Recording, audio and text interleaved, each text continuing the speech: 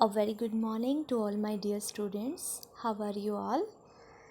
So students, we were dealing with chapter number 7, Glimpses of India.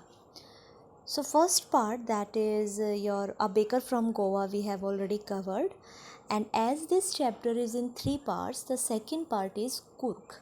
This will pronounced as Kurg, not as Korg. Fine. So what is Kurg and what has been described in the second part? As I told you earlier also, all the 3 parts are totally different from each other. There is no sequence, there is no coordination. All these 3 are the different parts of India. First, A Baker from Goa, some interior part of Goa has been described in that. I hope you have studied. And in the second part, this another place, and the name of the place is Kurg. So what is Kurg? What is the specialty of this place? The writer wants to tell. Now see, Kurg is a coffee country famous for its rainforest and spices. Fine. Please, students get confused with species and spices. Here spices. सो यहाँ बताया गया है कि जो कुर्ग है वो एक coffee country है. कॉफ़ी कंट्री का मतलब ये नहीं कि कोई बड़ी सी कंट्री है और जहाँ सिर्फ कॉफ़ी लगती है. ये एक स्मॉल पार्ट है साउथ इंडिया का, मैसूर के आसपास है ये. सो ये स्मॉल सा डिस्ट्रिक्ट है, आपको चैप्टर में बताया भी जाएगा. यहाँ पे कॉफ़ी की प्रोडक्शन बहुत होती है और ये फेमस है रेन फॉरेस्ट, यानी कि बारिश, बहुत अच्छी बारिश यहाँ मिलती है. और यहाँ मसाले बहुत उगाए जाते हैं, स्पाइसेस बहुत उगाए जाते हैं. तो इसलिए इसकी स्पेशलिटी जो है वो बता रहे हैं यहाँ पे. अब देखिए, स्टार्ट करते हैं chapter. Midway between Mysore and the coastal town of Mangalore sides a piece of heaven that must have drifted from the kingdom of God. देखो यहाँ पे बताया गया है कि मिडवे, बीच में, मैसूर और मैंगलोर के बीच में एक टाउन है जिसको पीस ऑफ हेवन बोला जाता है, स्वर्ग का टुकड़ा. और ऐसा लगता है कि ये भगवान के किंगडम से एक छोटा सा टुकड़ा आसमान से आके नीचे गिर गया, यानी कि बहुत ब्यूटीफुल इस जगह को बताया गया है जो कहीं मिड में सिचुएटेड है. This land of rolling hills, बहुत सारी बैक टू बैक हिल्स जो होती हैं, is inhabited by a proud race of martial man, beautiful women and wild creature. अब देखो, मार्टियल मैन का मतलब होता है ऐसे मैन जो लड़ाई के लिए जाने जाते हैं, जो फाइट के लिए, बहुत ब्रेव जो लोग होते हैं. यानी कि यहाँ पे जो कम्युनिटी रहती है वो बहुत ब्रेव कम्युनिटी है. फाइन. और ब्यूटीफुल वुमेन है और बहुत सारे वाइल्ड क्रिएचर्स हैं. वाइल्ड क्रिएचर्स क्योंकि ये हिल स्टेशन है, आपको पता ही है, तो यहाँ पे इसलिए वाइल्ड क्रिएचर्स भी बताया है. कुर्ग और कोडागू कुर्ग को ही बोला जाता है. The smallest district of Karnataka, अब ये डिस्ट्रिक्ट है एक कर्नाटका का, is home to evergreen rain forest, spices and coffee plantation. Evergreen rain forest cover 30% of this district, यानी कि 30% जो लैंड है वो रेन फॉरेस्ट ने कवर की हुई है. During the monsoon it pours enough to keep many visitors away. और मानसून के सीज़न में तो बेटा इतनी वहाँ पे बारिश होती है कि वहाँ पे विज़िट करना ही मुश्किल है.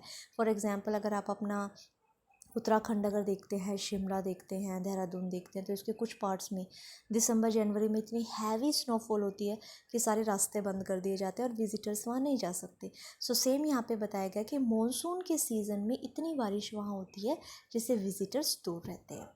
The season off Joy commences from September and continues till March.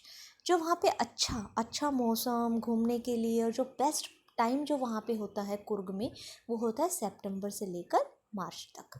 The weather is perfect with some showers thrown in for good measures. और बारिश तो वहाँ पूरी साल ही होती है, लेकिन थोड़ी बहुत बारिश जिसको हम फव्वारे बोलते हैं, तो बहुत प्लीजेंट सा मौसम सितंबर से मार्च तक वहाँ रहता है. The air breathes of invigorating coffee. और जैसा मैंने बताया कि वहाँ पे कॉफ़ी बहुत ज़्यादा प्लांट की जाती है, तो जैसे बारिश होती है तो पूरी हवा में जो है ना वो कॉफ़ी की स्मेल, मतलब उस क्रॉप की जो स्मेल है वो पूरे एनवायरनमेंट में आपको वहाँ देखने को मिलती है. Coffee estates and colonial bungalows stand tucked under tree canopies in prime corners. और कहते हैं कॉफ़ी के बड़े बड़े बाग लगाए जाते हैं वहाँ पे. और कॉलोनियल होता है, जैसे अगर आपने देखा भी हो तो रोड के किनारे एक टेंट सा लगा के और उसके नीचे हम कुछ प्रेजेंट करते हैं. जनरली आपके वोडाफोन वाले या कोई बाइक वाले या कोई कार वाले, सड़क के किनारे बहुत सारे ऐसे कभी कभी कनॉपीज़ लगी हुई मिलती हैं, तो वहाँ पे इस तरीके की कॉफ़ी की कनॉपीज़ लगी जाती हैं. The fiercely independent people of Coorg are possibly of Greek and Arabic descent. तो कहते हैं कि अब ओरिजिन अगर बताएं यहाँ की कम्युनिटी का, अब देखो वहाँ पे ना एक अलग ही रिलीजन के, एक अलग ही कम्युनिटी के लोग रहते हैं। तो वो या तो ग्रीक के हैं या अरेबिक के हैं, यानी कि जब बहुत सारी चीज़ें वर्ल्ड वॉर हुआ, वर्ल्ड वॉर नहीं कह सकते, जब लोग इधर उधर माइग्रेट करते थे, लड़ाइयाँ होती थी, अभी आपको पूरा आगे एक्सप्लेन किया जाएगा। तो कुछ ऐसा कल्चर, कुछ ऐसे कास्ट या कुछ ऐसे लोग थे जो दूसरी कंट्रीज़ के थे और हमारे यहाँ पे सेटल हो गए। तो इनका जो ओरिजिन है वो ग्रीक का माना जाता है। आपको पूरा बताया जाएगा। एज वन स्टोरी गोज, और एक कहानी तो ऐसा बोलती है, a part of Alexander's army moved south long the coast and settled here when return became impractical. कि जो अलेक्जेंडर द ग्रेट, आपने एसएस में पढ़ा है, उसकी आर्मी जब इंडिया आई और कोस्ट के किनारे किनारे वो चलते रहे, तो वो अपनी आर्मी दूसरी कंट्री से लेकर आया था। उसके बाद उसके आर्मी के जो कुछ लोग थे वो यहीं सेटल डाउन हो गए, यहीं रह गए। जब उनका वापस जाना पॉसिबल नहीं हुआ तो नेचुरल सी बात है, उन्होंने अपने सारे जो लोग वहाँ पे रहे थे, उन्होंने अपना कल्चर वहाँ पे प्रमोट किया। These people married amongst the locals and their culture is apparent in the martial tradition।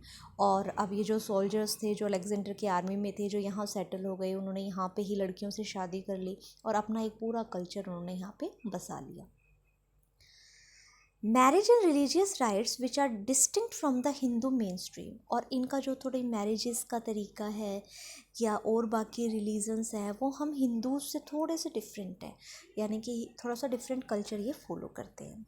The theory of Arab origin draw spots from the long black coat with an embroidered waist belt worn by the Koda. Sorry, by mistake I touched this. Come to the first. With an embroidered waist belt worn by Kodaus. Kodaus वो होते हैं जो कुर्ग में रहते हैं, कुर्ग के रहने वाले लोगों को बोला जाता है। फाइन, तो उनकी एक डिफरेंट सी ड्रेस बताई गई है। आप इस पिक्चर को देखो, एक लॉन्ग सा कोट और ये अपनी वेस्ट पे इन्होंने एक बेल्ट सी बांधी हुई है, नीचे ट्राउज़र है, सर पे इन्होंने कुछ टर्बन टाइप में पहना हुआ है। सो ये ट्रेडिशनल उनकी ड्रेस होती थी, नोन एज कुपाई। और इस ड्रेस को क्या बोला जाता था? कुपाई। देखो बेटा, हर कल्चर का ना अपना एक अलग ड्रेस है। हमारे हरियाणा की ट्रेडिशनल ड्रेस अलग है, गुजरात की अलग मिलेगी, पंजाब का आपको सलवार सूट मिलेगा, and like that these are different things. So उस ड्रेस को बोला जाता है kupya. It resembles the keffiyeh worn by Arabs and the Kurds. अब आप ना थोड़ा सा, अब आप इस पिक्चर को देखो और आप थोड़ा सा साउथ अरेबियंस को इमेजिन करो, वो भी इसी तरीके के लॉन्ग लॉन्ग कोट पहनते हैं वाइट कलर की और इस तरीके की।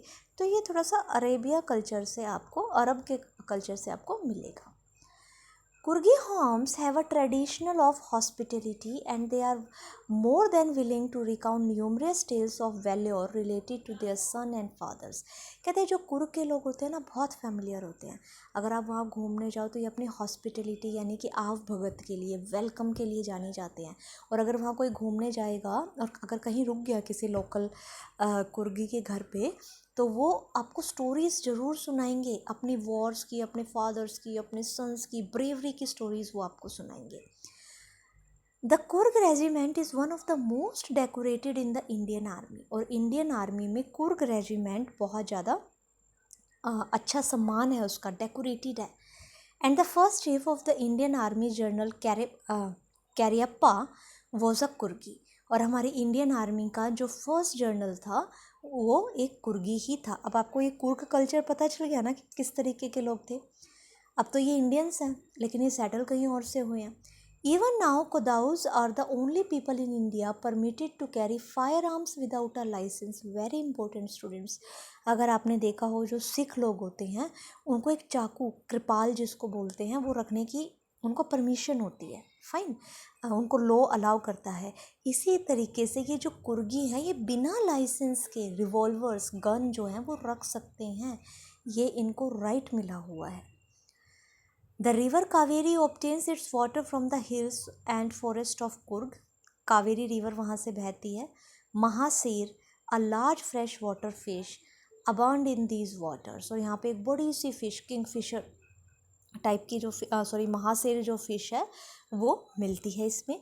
Kingfishers dive for their catch, while squirrels and langurs drop partially eaten fruit for the mischief of enjoying the splash and the ripple effect in the clear water.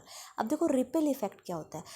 Ripple effect होता है जैसे पानी है, पानी एकदम शांत है, उसमें कुछ भी नहीं है, और आप उसमें एक पत्थर मारो, पत्थर मारोगे तो जहाँ पत्थर लगा है वहाँ पे आपको सर्कल्स या थोड़ी सी मूवमेंट आपको नज़र आएगी, तो उसको रिपलिंग बोलते हैं. फाइन. तो ये नेचर की बातें बताइए किस तरीके से एनिमल्स वहाँ प्ले करते हैं. किंगफिशर जो है वो फिशेस को डाइव करके कैच करती है, ये सब आपको पता है. Elephants enjoy being bath and scrubbed in the river by their mouths.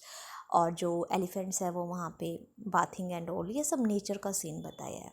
It is easily understandable by you. The most laid back individual. Sorry, just a minute. Yes. The most laid-back individual became converts to the life of high-energy adventures with river rafting. और सबसे ज़्यादा वहाँ पे जो adventure किया जाता है वो रिवर राफ्टिंग का है. अब देखो बेटा, हर जगह की अपनी एक स्पेशलिटी तो होती है. फ़ाइन, आप हरिद्वार जाओ, वहाँ भी आपको रिवर राफ्टिंग काफ़ी मिलेगी. तो यहाँ पे भी ये काफ़ी चीज़ें फेमस है. कैनोइंग हो गया, रैपलिंग हो गया, रॉक क्लाइंबिंग हो गया, माउंटेन बाइकिंग, ये सब ऐसी एक्टिविटीज़ हैं जो हम हिल स्टेशंस पे करते हैं. अगर आपको ये क्लियर नहीं है तो आप यूट्यूब पे जाके गूगल पे जाके आप इनकी पिक देख सकते हैं कि इनमें क्या डिफरेंस है.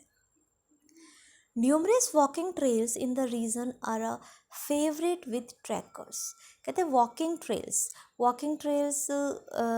ट्रेल्स मतलब जैसे कोई पहाड़ का रास्ता है या उस पर बहुत बार लोग जा चुके हैं, जैसे आपने रोड नॉट टेकन में देखा होगा, तो उससे एक रास्ता सा बन जाता है, तो उसको वॉकिंग ट्रेल्स बोला जाता है. 9th में पढ़ी थी ना हमने पोएम रॉबर्ट फ्रॉस्ट की, द रोड नॉट टेकन, जिस पे एक रास्ते पे मार्क बताया गया था, तो वो वॉकिंग ट्रेल्स है. Birds, bees and butterflies are there to give you company. कहते हैं वहाँ पे बर्ड्स, बीज, बटरफ्लाई यानी कि फुल ऑफ नेचर, बहुत शांत जगह है. Macaques, Malambar squirrels, langurs and slender lories keep a watchful eye from the tree canopy. ये बेटा इसके मंकी के और स्क्विरल के, इनके ये ब्रीड्स हैं. फाइन, ये एनिमल्स हैं, और कहते हैं वो ट्री के ऊपर बैठकर वॉचफुल आई यानी कि आपको देखते रहते हैं. कोई वहाँ पे आएगा तो अब इतना घना जंगल है, इतने सारे ट्रीज़ हैं, तो आप एक्सपेक्ट कर सकते हो ये सारी चीज़ें तो वहाँ पे हैं ही. I do however prefer to step aside from for wild elephants. और कहते हैं वाइल्ड एलिफेंट्स भी वहाँ ऐसे खुले में घूमते हैं, तो मैं तो भाई उनसे थोड़ा सा डिस्टेंस रखने में बिलीव करता हूँ. ओबियसली कोई भी रखेगा, क्योंकि अगर एक एलिफेंट कहते हैं ना पागल हो जाए अगर, तो वो तो लायन से भी ज़्यादा पावरफुल होता है. और आपने ईश्वरन द स्टोरी टेलर में देख भी लिया था कि एक एलिफेंट क्या क्या कर सकता है, wild elephant. The climb to the Brahmagiri hills brings you into panoramic view. Panoramic view होता है जब हम एक ऐसी हाइट पे खड़े हो जहाँ से दूर दूर तक नज़र आए. ये जनरली हिल स्टेशंस पे होता है. आप एक पहाड़ पे खड़े हो जाओ या हाइट पे खड़े हो जाओ और उससे आप नीचे देखो तो आपको एक बहुत ज़्यादा दूर तक का एरिया आपको नज़र आएगा. उसको पेनोरामिक व्यू बोला जाता है. Of the entire misty landscape of Coorg. और कहते हैं ब्रह्मगिरी हिल्स पे अगर आप जाओगे ना तो आपको पूरा का पूरा कुर्ग का नज़ारा वहाँ देखने को मिल जाएगा. एक पेनोरामिक व्यू आपको वहाँ नज़र आएगा. A walk across the rope bridge leads to the 64 acres island of निसर्गधामा. और कहते हैं रोप से, जैसे होता है ना एक पहाड़ से दूसरे पहाड़ पे रोप लगाते हैं और उसके उस पर एक उड़न खटोला हम जिसको बोलते हैं, आई डोंट नो एग्जैक्टली उसको क्या बोलेंगे, बट उससे रोप से हम उसको कवर करते हैं उस एरिया को हैंग होकर. फाइन, ये आपने मूवीज़ वगैरह में बहुत देखा होगा. तो वो एक नियर बाई आइलैंड पे लेके जाता है जिसका निसर्गधामा नाम है.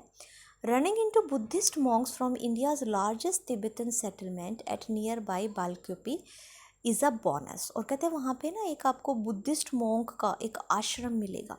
फाइन, और वो एक बोनस है. बोनस क्या है? एक ब्यूटी है जो देखते ही बनती है.